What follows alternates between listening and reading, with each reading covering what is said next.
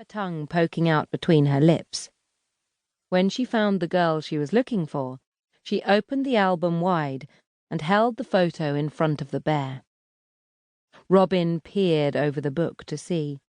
It was Susan, the weird girl from her biology class that the club bullied for fun. "They call her Big Ass," said Katia. She pursed her lips a couple of times, the way she did whenever she was about to do some high-level mischief, which was what being a member of the club demanded. "I'm going to show you how to make some free money with her," Katia told the camera. "Robin, darling, could you hold the book while I show the gentleman his job?" Robin went over and held the book, unsure. Amy looked on curiously. She didn't know Katia's plan either. Katia scrolled through her phone until she found a video, and then she held the screen up in front of the bear's eyes. In the video, Susan lowered her stockings and underpants. It seemed to be filmed from the floor of the school bathroom, inside a stall. Maybe the camera had been set up between the trash can and the wall. They heard some farts, and the three of them rolled with laughter, and they cried out in pleasure when, before flushing, Susan stood looking down at her own shit. "This chick is loaded, my dear," said Katia. "Half for you, and the other half for us. It's just that the club can't blackmail her again. The teachers already have their eyes on us." Robin didn't know what they were talking about, but it wasn't the first time the club hadn't included her in its most illegal activities. Soon Katia's show would be over, and it would be her turn. And she hadn't thought of anything. Her hands were sweating.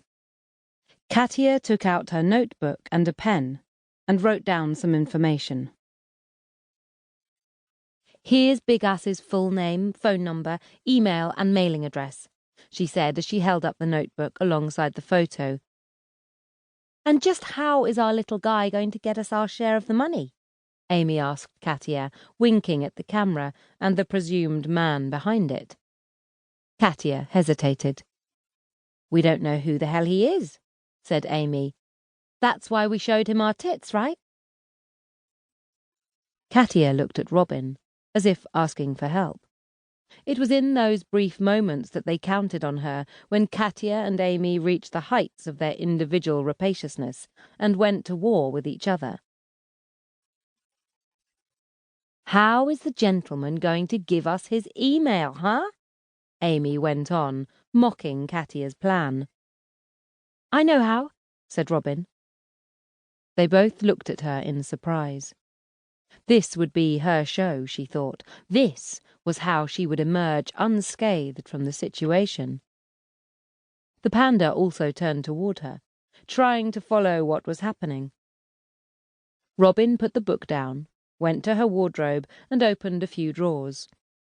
She came back with a Ouija board that she opened and set down on the floor. "Get on," she said to the animal, and the bear did. The 3 plastic wheels on its base easily maneuvered onto the cardboard. It moved across the length of the alphabet as if investigating. Though its body took up more than one letter at a time, soon enough they understood which one it was pointing at, hidden between its wheels. The bear settled in under the arch of the alphabet and waited. It apparently knew exactly how to use a Ouija board.